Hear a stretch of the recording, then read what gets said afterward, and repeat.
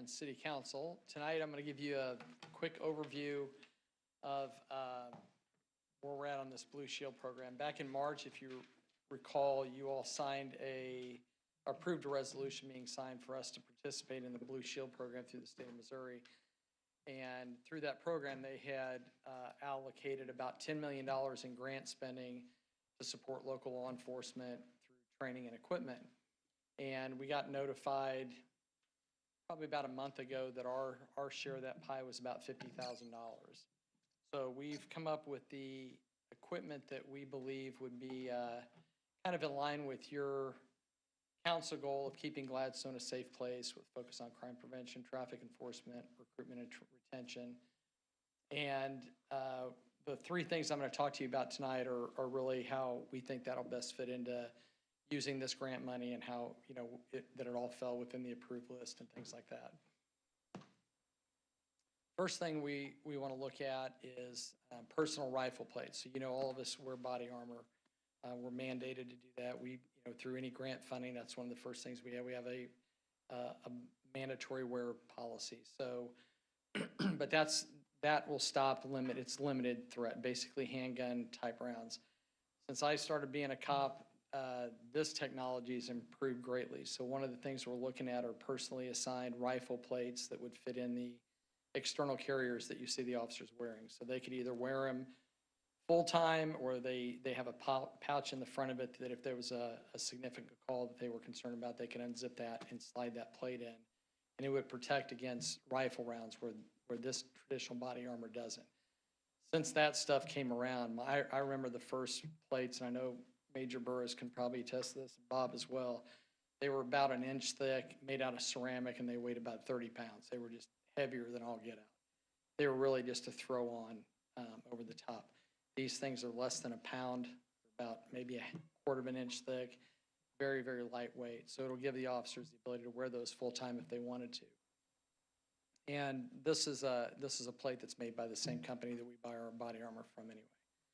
Point Blank Body Armor Omega Series, the cost is going to average about $400 per plate, depending on the size of the officer and which size plate we get for them. So we're looking at about $10,600 to outfit the uniformed patrol officers with these plates. The second thing we looked at, and this has come up in a couple of our staff meetings, and I know it's even come up listening to the planning for some of the events we have coming, the watch parties, things like that. We don't currently have any kind of a side-by-side or utility vehicle to use for special events or in the parks or, Gladfest, any of those things. So we started looking at these off-road vehicles and found a vendor that was wanting to provide one at a very, very reduced cost for us that would really suit our needs. It's not an overly powerful one. It's a 450 cc Massimo. It is already street legal with all the up charges that you would normally have to buy. So it's got turn signals, horn, mirrors. It can either seat 4 people, 2 facing backwards, or those back seats flip down and it turns into like a flatbed truck. So we could haul equipment around on our coolers, whatever.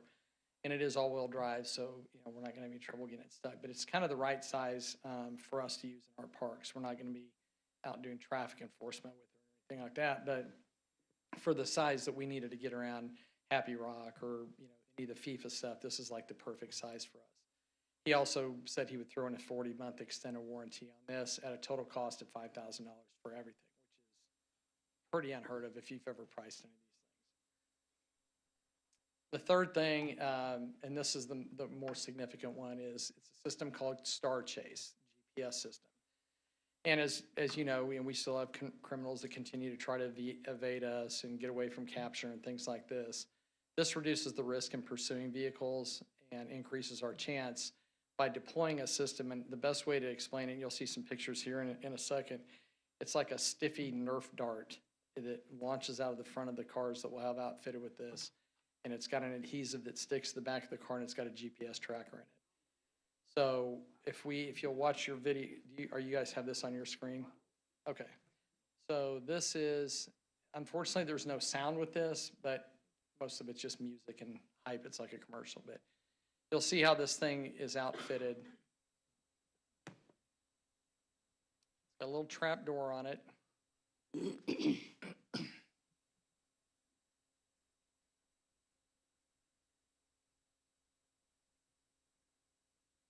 And then once the car has this thing attached to it, we just basically sit back and watch it on a computer.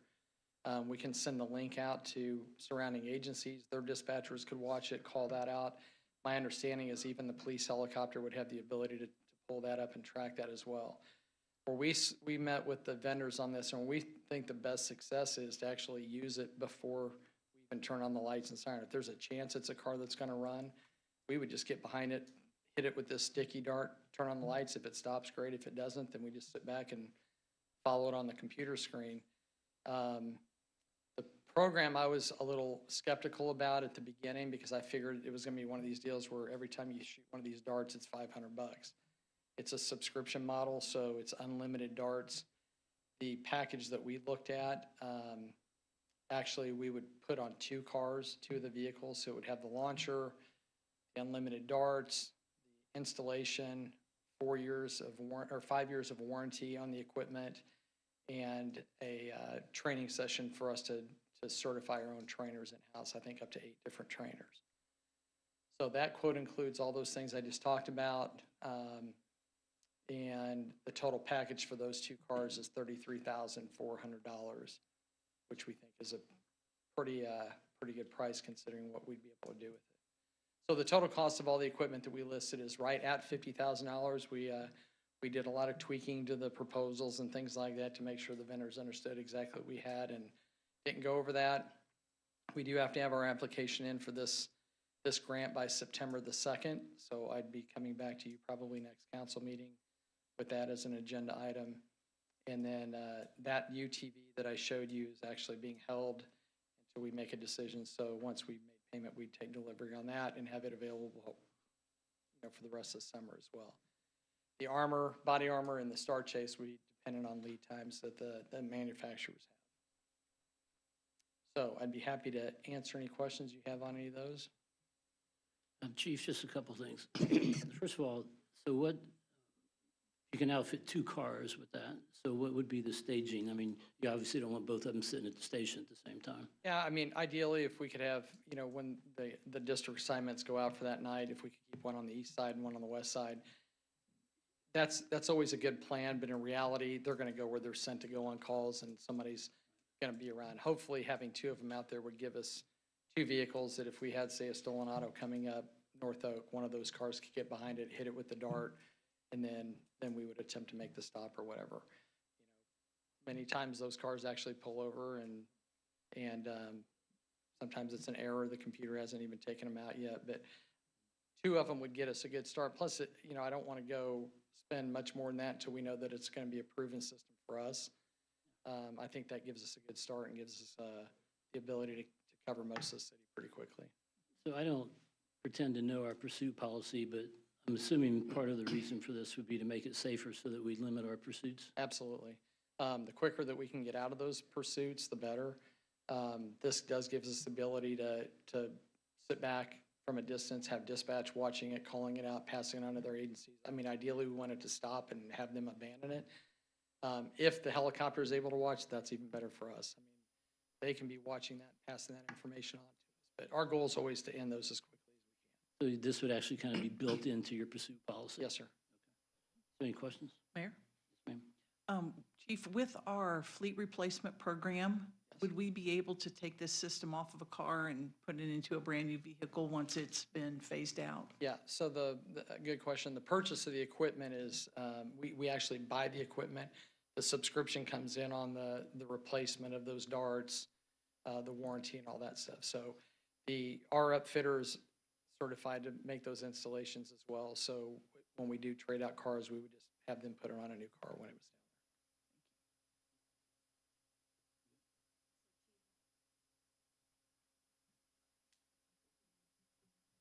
So where do you plan to store the UTV? Well, currently we have the room, the bay downstairs directly under the city hall side where the fire trucks used to be years and years ago. One of those 2 rooms we were using for overflow property before the reconstruction. And now that we've emptied out most of that room, we've got plenty of room to store that down there. Thank you. Chief, What is so what's the ongoing subscription fee for the Star Chase system? And what's the estimated useful life of the equipment?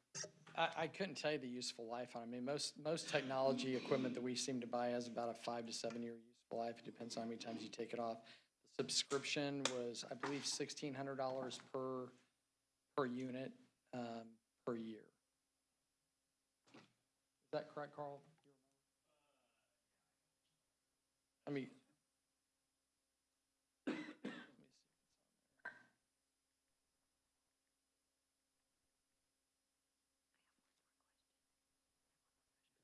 yeah, I'm Chief, sorry. how often do we pursue vehicles? Not very often. I mean, it kind of ebbs and flows. We've gotten really good over the last year or so of kind of strategically placing officers. We've now got spike strips in all the cars where we didn't have those a year ago. So our goal is to try to stop that before it gets out of hand. Or we just back off of it if it's something that the risk outweighs the reward in that pursuit. I'd say probably this year we've had maybe not even a half a dozen. Does that sound about right?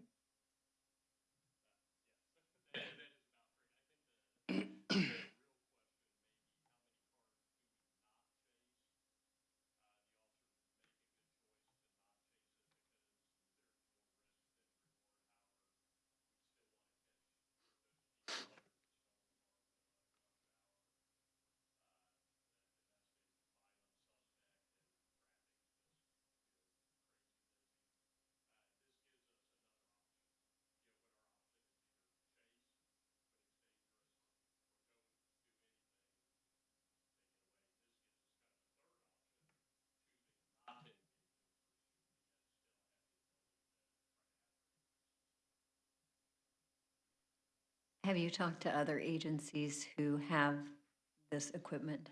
Yes, Lee Summit has it, Independence. Independence, I think, is probably the first one that got into this years ago. They've used it pretty extensively.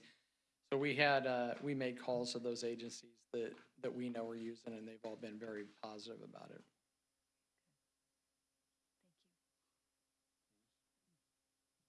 I think what may have just sold me on it was the perspective that let's just get those that we wouldn't necessarily chase.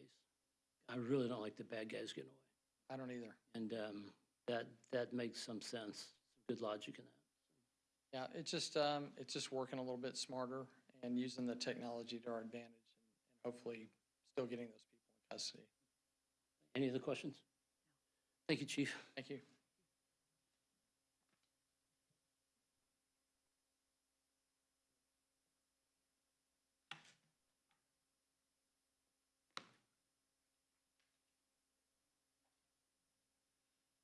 Good. All right, let's call to order the July 28, 2025 Gladstone City Council meeting minutes. Madam Clerk, please note that all council members are present with the exception of Councilman Davis, who is out of town. And if you will, please stand and join me in the Pledge of Allegiance.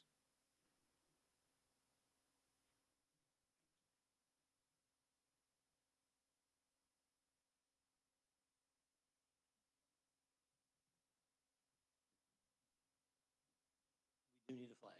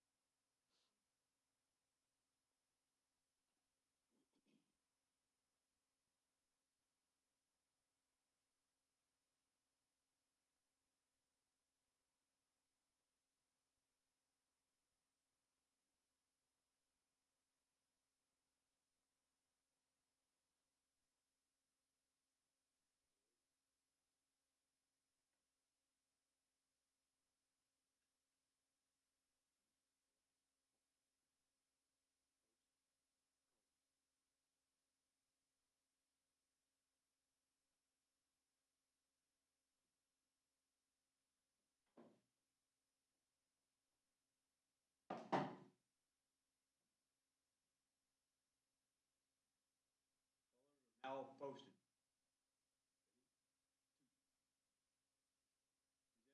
I pledge allegiance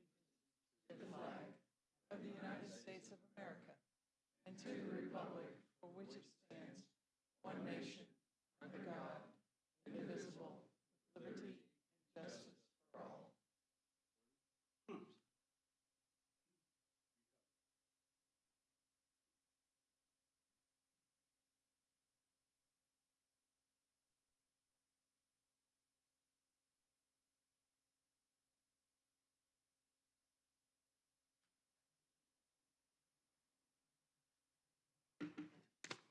Thank you to our friends from VFW Post 10906, Gordon Harris, Jim Zimmerman, Jim Cox, and Dennis Perkins. Thank you. Approval of the agenda. Are there any changes, additions to the agenda this evening? None. Item 5 is approval of the July 14, 2025 closed city council meeting minutes. Mayor Smith, Mayor Pro Tem Moore. I move for the approval of the July 14, 2025 closed city council meeting minutes. Second? Motion is second. Any discussion? All in favor, please say aye. Aye. Opposed? Next item is the approval of the July 14, 2025 regular city council meeting minutes. Mayor Smith, Mayor Pro Tem Moore. I move to approve the minutes from the regular city council meeting of July 14, 2025. Second? Motion and a second. Any discussion? All in favor, please say aye. Aye. Opposed? Next item is communications from the audience. Members of the public are invited to speak about any topic not listed on our agenda this evening. And while doing so, please state your name and address for the record, and please limit your comments to no more than 5 minutes. Is there anyone who would like to address the council? There are none. Communications from the city council. Councilman Nave. Mr. Mayor, first, I would just like to offer my sincere condolences to Sheriff Ming, who passed away over the weekend. I actually worked with Sheriff Ming's mother at BC Bank, and she actually passed away just 2 weeks ago, so very, very sad all around. On a higher note, do want to say that I did have a chance to visit Off the Hook Barbecue this past weekend at the Parkside at Hobby Hill Apartments. Super great family-owned business, tasted great, it was packed, so definitely go show them your support. And then finally, I did have the opportunity to attend the latest Parks Board meeting. We've got a lot of exciting things coming up to end the summer, but most importantly, 8-1 to 8-3, we do have ELF is our Theater in the Park series, the final session. And next week on 8-8, we do have our Theater in the Park charity golf tournament. Hope to see you there. Great, thank you. Councilmember Spallo. Nothing tonight, Mayor. Mayor Pro Tem Moore. Thank you, Mayor. First of all, I wanted to give a special shout out to Alan Napoli and to Austin Greer. My neighborhood, my homes association, had the opportunity to have one of the dumpsters for the city program for this past weekend. And we had some hiccups along the way, and to thank both Alan and Austin for jumping in and getting some of those problems fixed. My neighbors were extremely excited because now Waste Management won't pick up the dumpster because now it's overflowing. So now we have to fix another problem. But it's a great program the city offers, and obviously people have a lot of stuff they want to get rid of. So thanks to the city, and we'll finally get through these problems, hopefully. The other thing I wanted to announce is that this Saturday is the first Saturday, so it's Glad Green Team Saturday. So I know that all of you are just going to be busting to come and help. So we're going to meet at Linden Square at the parking lot at 8 a.m. We'll have those brand new styling vests, and I'm telling you, you don't want to miss the opportunity to get involved and have those new vests because they are super cool. And we'll be cleaning up the downtown kind of square area from 72nd, North Oak, 69th Street, all the way past the park. So hopefully I'll see all of your happy faces on Saturday morning. And I'll send out an email so you'll get a reminder. Thank you. You know, I was wondering how I was going to say what I want to say without it sounding self-serving. But now I will do so and tell you, I'm so very sorry, but I'm not going to be able to help this Saturday. Because at the bowling center at Gladstone Bowl, we're having a pro-am tournament, and there will be many of the regional pro bowlers, and it's kind of a big deal, and I'm going to have to be there. 8 So a.m.? when you get finished, feel free to come by and maybe grab a bite to eat and watch some pro bowlers. I'm just saying that's why I won't be there. I apologize. And Jordan has already told me he can't do it because he has drill practice. So you see, we've got 2 slots for sure that need to be filled, everybody. Just the only other thing I have is congratulations to Papa Greer. Go, bud. So can you share some information with us about your newborn? My third child, and her name is Ainsley, and 4 years, 7 pounds, 6 ounces, and she's wonderful and pretty and looks just like her mom. We knew that when you said pretty. That's okay. Congratulations. All right, thank you. City Manager Bob Bear. I have a few things tonight, Mayor. First of all, our household hazardous waste event takes place Saturday, August 9th at Happy Rock Park West, 8 a.m. to noon or until the first 200 cars are served. Residents can drop off items such as paint, oil, gasoline, and antifreeze for free with proof of residency. I want to remind people about the National Night Out. It's law enforcement's National Night Out. It's Friday, August 8th. 5 to 9 p.m. at Happy Rock Park East. There'll be a bounce house, dunk-a-cop, police vehicles, drone demos, and a bunch of other fun stuff. A great event to bring the community together and connect with the police department. Fresh sweet corn from the Big Shoal farm is here, and being from rural Iowa, I am quite the corn snob connoisseur. And I can tell you this is, we just had about the best batch that we've had. Really good. It's fantastic. So make sure you get out there and get it at the locations of the Gladstone Bowl or Westlake, or you can go right to the farm and grab it. Monday through Saturday, 11 a.m. to 4 p.m. or until it's sold out. And it's $9 for a baker's dozen. And speaking of the AJ Farm, I want to invite everybody to the AJ Event Center groundbreaking this Thursday at 10 a.m. That is all. That's the biggie. Been waiting on that. It's exciting. Thank you. Item 10 on the agenda is our consent agenda. Madam Clerk, will you please explain and read the consent agenda? A consent agenda allows the city council to consider and approve routine items of business without discussion. Any member of the city council, the city staff, or the public may request removal of any item from the consent agenda and request that it be considered under the regular agenda if discussion or debate of the item is desired. Items not removed from the consent agenda will stand approved upon motion by any council member, second unanimous vote to approve the consent agenda as published or modified. Consent agenda, consider special event permit, Sidwell Homes Remax Revolution hosting client appreciation picnic, Happy Rock Park West, Saturday, September 27, 2025, 11 o'clock a.m. to 2 o'clock p.m. Consider building permit, North Kansas City School District, Oakwood Manor Elementary School, 5900 North Flora Avenue, Gladstone, Missouri. Resolution R-25-43, a resolution authorizing change order number 6 in the amount of $50,000 to the contract with Lina Weaver Construction Incorporated for the fiscal year 25 water main replacements project, WP 2587. Consider a monthly financial update, June year-to-date 2025. Thank you. Is there anyone in the audience or staff or council who would like to have an item removed from the consent agenda? Hearing none, I entertain a motion. Council members follow. I move to approve the consent agenda as presented. Second. We have a motion and a second. All in favor, please say aye. Aye. Opposed? Thank you. Item 11 is the first reading of Bill number 25-23, an ordinance amending Title 5, Business and Occupation of the Code of Ordinances of the City of Gladstone, Missouri, to amend Chapter 110, Alcoholic Beverages, Article 2, Licensing, and Article 3, Administration. Mayor Smith, Council members follow. I move to place bill number 25-23 on its first reading. Second. We have a motion and a second. Any discussion? All in favor, please say aye. Aye. Opposed? Madam Clerk? First reading Bill Number 25-23, an ordinance amending Title V Business and Occupation of the Code of Ordinances of the City of Gladstone, Missouri to amend Chapter 110 Alcoholic Beverages, Article 2 Licensing, and Article 3 Administration.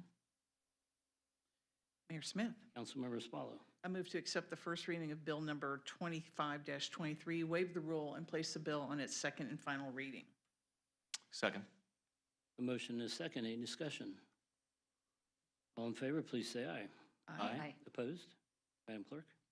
Second reading Bill Number 25-23, an ordinance amending Title V Business and Occupation of the Code of Ordinances of the City of Gladstone, Missouri to amend Chapter 110 Alcoholic Beverages, Article 2 Licensing, and Article 3 Administration.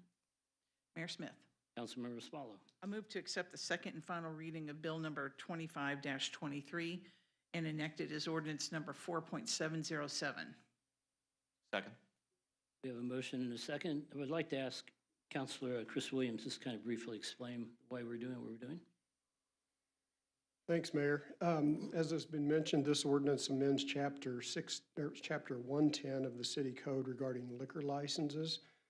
So in preparing for the annual renewal of liquor licenses in the city, it came to the staff's attention that we have a new type of business, a domestic winery, in town that later this year will begin making wine on the premises. And state law contemplates this type of business as what they call a wine manufacturer.